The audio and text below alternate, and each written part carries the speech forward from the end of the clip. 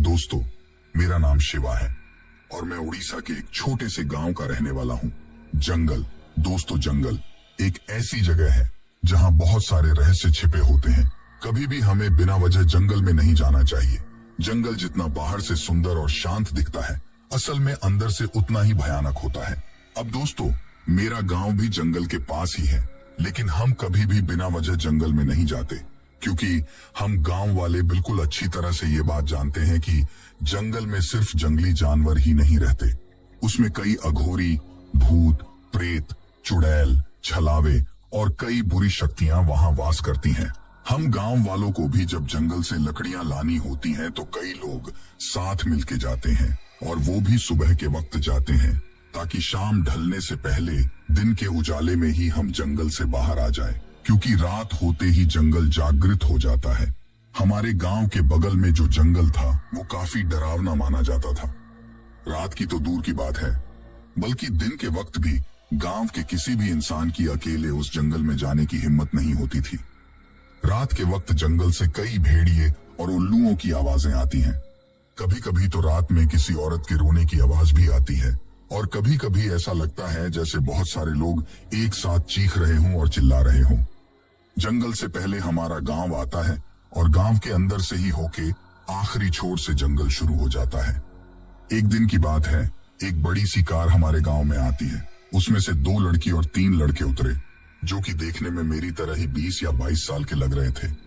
उस वक्त मैं मेरे गांव के एक चौराहे पर एक पेड़ के नीचे बैठा था। तभी वो लोग मेरे पास आए, और उनमें से एक लड़के ने मुझसे कहा कि भैया, हमें जंगल में घूमने जाना है, क्या ये रास्ता वहीं जाता है? तो मैंने उससे कहा, हाँ, ये रास्ता वहीं जाता है, मगर आपकी गाड़ी आगे ज्यादा अंदर तक नहीं जा पाएगी।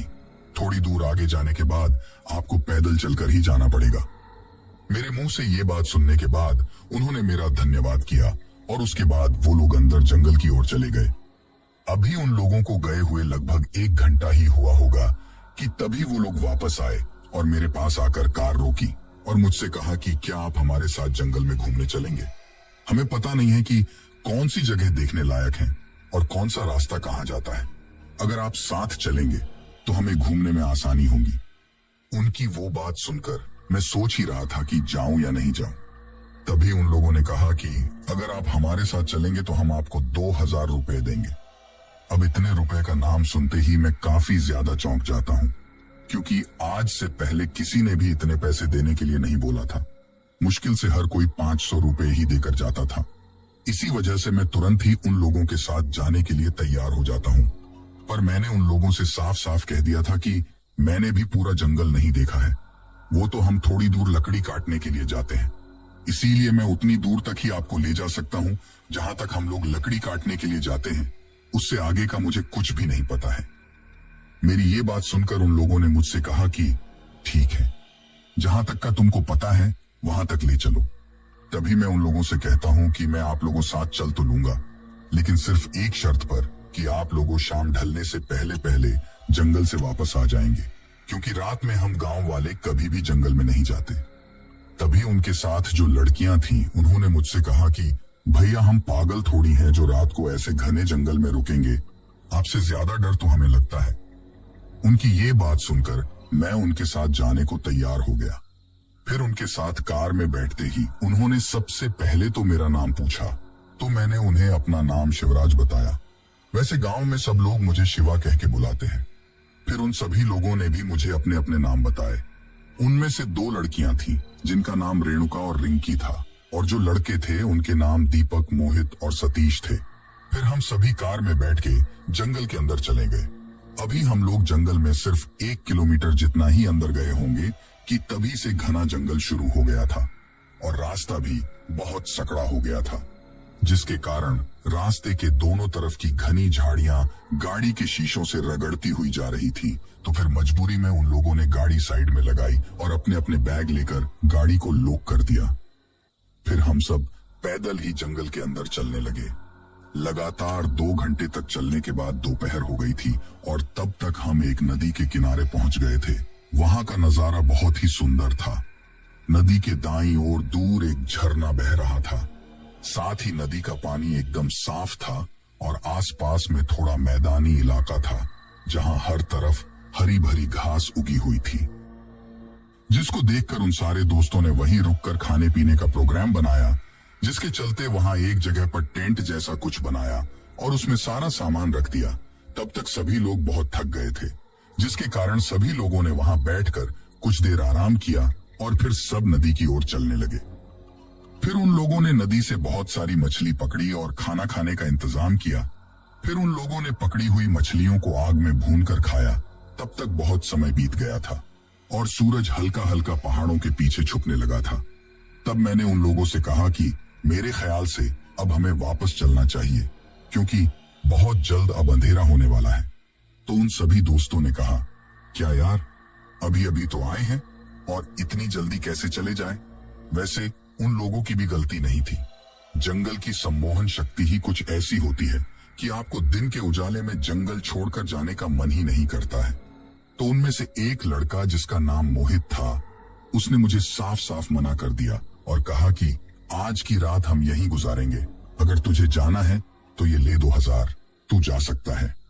उसके मुंह से ये बात सुनकर पहले तो बहुत अचंभित होकर उसकी तरफ देखने लगा और फिर मैंने उसे कहा कि हम कार से बहुत दूर आ गए हैं। अगर मैं अकेला चल के जाऊंगा तो भी सूरज ढलने तक मैं कार के पास भी नहीं पहुंच पाऊंगा, और कार लेके भी हम कुछ किलोमीटर जंगल के अंदर आए थे, तो अब मैं अकेला कैसे जाऊं?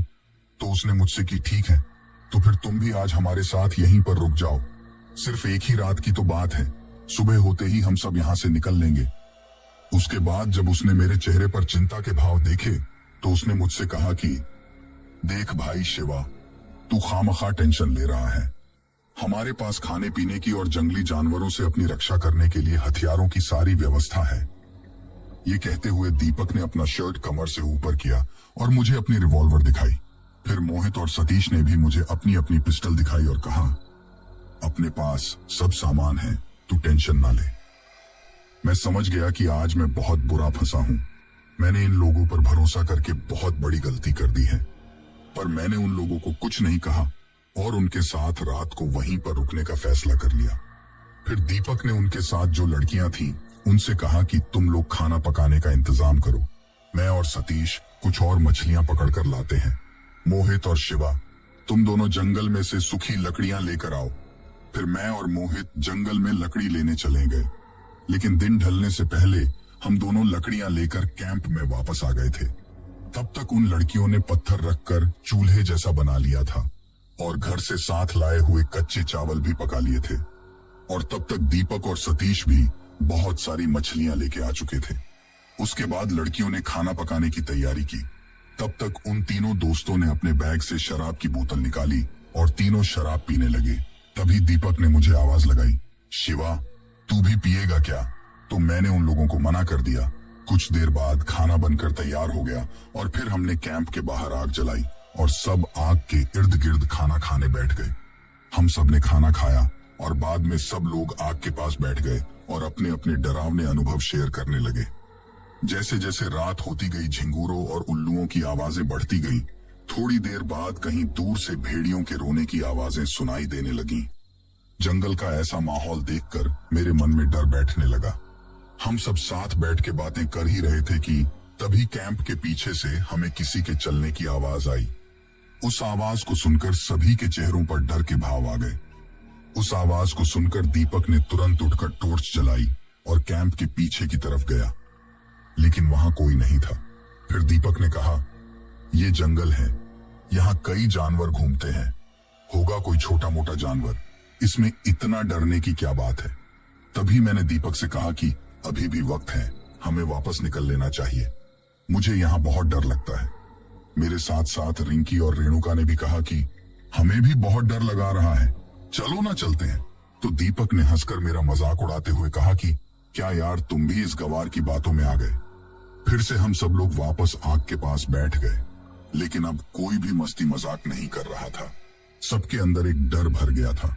हम सब एक दूसरे का मुंह ताक रहे थे और छोटी से छोटी आहट को भी सुनने की कोशिश कर रहे थे, मगर जब फिर से कोई आवाज नहीं आई तो सब थोड़ा नॉर्मल हो गए।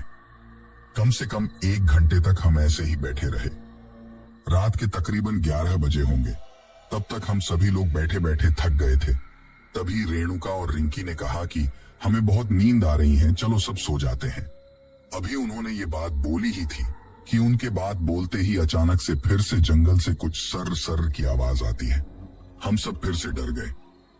उस वक्त मुझे ऐसा लग रहा था जैसे वहां हम लोगों के अलावा भी कोई मौजूद हो और कहीं से छिपकर हमको देख रहा हो, क्योंकि जंगल के बारे में मैंने पहले से ही बहुत सी डरावनी कहानियां सुन रखी थी और ये चीज होते ही मुझे वो सारी डरावनी कहानियां याद आने लगी थी। तभी दीपक ने कहा, तुम लोग टेंशन मत लो, होगा कोई जंगली जानवर, अगर इस तरफ आया तो जिंदा नहीं बचेगा। ये कहते हुए दीपक ने अपनी रिवॉल्वर निकाल ली। फिर दीपक ने कहा कि रेणुका, रिंकी, मोहित और सतीश, तुम सभी सो जाओ, मैं और शिवा जागते हैं। रात के 3 बजे तक हम लोग जागकर जंगली जानवरों से हम सभी की रखवाली करेंगे और फिर उसके बाद हम सतीश और मोहित को जगाएंगे, जिसके बाद रात के 3 बजे से सुबह के 6 बजे तक तुम दोनों पहरा देना। फिर मोहित ने मुझे अपनी पिस्टल दे दी और वो चारों दोस्त सोने चले गए। उस वक्त मैं मन ही मन ये सोच रहा कि ये लड़का जंगली जानवरों से तो अपनी बंदूक के दम पर हम सभी की रक्षा कर लेगा, लेकिन उन शैतानी और डरावनी आत्माओं का क्या, जो रात के वक्त इस जंगल में भटकने वाले किसी भी इंसान को जिंदा नहीं छोड़ती। उस वक्त बस मेरे में इसी तरह के डरावने ख्याल आ रहे थे। उस वक्त तक रात के 12 बज चुके थे और शायद इसी के साथ हमारे साथ आगे जो भी डरावनी घटना होने वाली थी उसकी शुरुआत हो चुकी थी। अभी मैं वो सब सोच ही रहा था कि तभी अचानक से हम दोनों को जंगल की ओर से किसी औरत की हल्की हल्की रोने की आवाज सुनाई देती है। तो दीपक ने मुझसे पूछा कि तुम्हें कोई आवाज सुनाई दे रही है? मैंने कहा, हाँ, किसी औरत की रोने की हल्की हल्की आवाज आ रही है।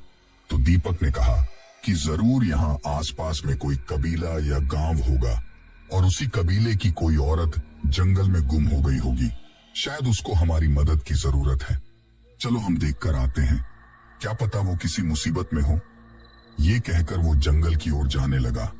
तभी मैंने उसका हाथ पकड़ लिया और कहा कि रुको, कहीं मत जाओ, ये कोई छलावा या चुड़ैल भी हो सकती है, क्योंकि पहले भी इस जंगल में इस तरह की कई घटनाएं हो चुकी हैं और जिन लोगों के साथ इस तरह की कोई घटना हुई थी उनको इसी तरह का वहम हुआ था कि कोई कहीं पर मुसीबत में है और उसको मदद की जरूर है।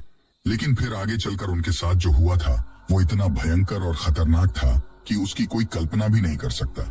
मेरी ये बात सुनकर दीपक फिर से हंसने लगा और कहने लगा, क्या यार तुम गांव वाले भी हर बात पर भूत भूत करते रहते हो? अरे यार, भूत वूत कुछ नहीं होता, वो सिर्फ तुम जैसे गवारों को डराने के लिए कहानी बनाई जाती है। अभी वो मुझसे ये सब कह ही रहा था कि तभी उस औरत की रोने की आवाज थोड़ा और तेज तेज आने लगी और इस बार वो आवाज हमारे काफी करीब से आ रही थी। दीपक के बाकी दोस्त तो इतना थक गए थे कि वो लोग तो नींद में से उठ भी नहीं रहे थे। इतनी जोर जोर से औरत के रोने की आवाज सुनकर दीपक का सब्र का बांध टूट गया और वो घने जंगल के अंदर जाने लगा। मैंने उसका फिर से हाथ पकड़ लिया और कहा कि हम यहाँ आग के पास सेफ हैं, हमें तुम्हारे दोस्तों के पास रहना चाहिए। तो दीपक मेरा हाथ झटकते हुए बोला कि कैसी कायरों वाली बातें कर रहे हो, तुम्हारी कायरता की वजह से किसी औरत की जान चली जाएगी, हमें उसकी मदद करनी चाहिए। उसकी ये बात सुनकर मैं मन ही मन उसकी मूर्खता पर सोच रहा था कि अगर तेरी इस बेवकूफी की वजह से उस औरत के रोने की आवाज को सुनकर हम लोग उस तरफ आगे घने जंगल में चले गए तो किसी और को मरने से बचाने के बजाय खुद को ही मौत के मुंह में डालने वाली बेवकूफी हो जाएगी। फिर मैंने उसे समझाते हुए कहा कि आप खुद सोचो कि कोई औरत इतनी रात को जंगल में कहां से आएगी। तो उसने बोला कि होंगी, कोई आजू बाजू के काबिले वाली और बेचारी जंगल में कहीं गड्ढे वड्ढे में गिर गई होंगी और फंस गई होंगी। क्या पता गिरने की वजह से उसे गंभीर चोट आई हो और वो चल नहीं पा रही हो, मुझे उसको बचाना है। अगर तुझे इतना ही डर लगता है तो तू यहीं कैंप के पास ही रुका रह। इतना कहते हुए वो तेजी से जंगल में से आती हुई उस आवाज का पीछा करते हुए टॉर्च की रोशनी में घने जंगल की ओर चला गया। अब उस वक्त वहां कैंप के बाहर में अकेला ही खड़ा था। रात के उस घने जंगल में अपने आप को इस तरह से उस सुनसान जगह पर पाकर मैं डर के मारे थर थर कांपने लगा था। जब उसे गए हुए 10 मिनट से भी ज्यादा का वक्त हो गया तभी मुझे अचानक से 3-4 गोली फायर होने की आवाज सुनाई दी। गोली की आवाज सुनकर कैंप के अंदर गहरी नींद में सो रहे दीपक के वो सभी दोस्त कैंप से बाहर आ गए और मुझसे पूछने लगे, क्या हुआ क्या हुआ? तभी अचानक से हम सभी लोगों को दीपक की एक दर्द भरी चीख सुनाई दी। उसकी उस दर्द भरी आवाज में चीख सुनते ही मुझे किसी बहुत ही डरावनी अनहोनी के होने का अंदेशा हो गया था। वो सभी दोस्त टॉर्च जलाकर उसके चीखने की आवाज की दिशा की ओर दौड़े। मेरे पास कोई टॉर्च नहीं थी, तो मैं भी एक लकड़ी पर अपना गमछा लपेटकर मसाल बनाकर आग जलाकर उन सभी के पीछे पीछे दौड़ने लगा। अभी हम लोग रात के उस घने अंधेरे में जिस तरफ से दीपक की आवाज आई थी उस तरफ दौड़ ही रहे थे कि तभी अचानक से दौड़ते दौड़ते ही मेरे पैर नीचे किसी चीज से टकराए।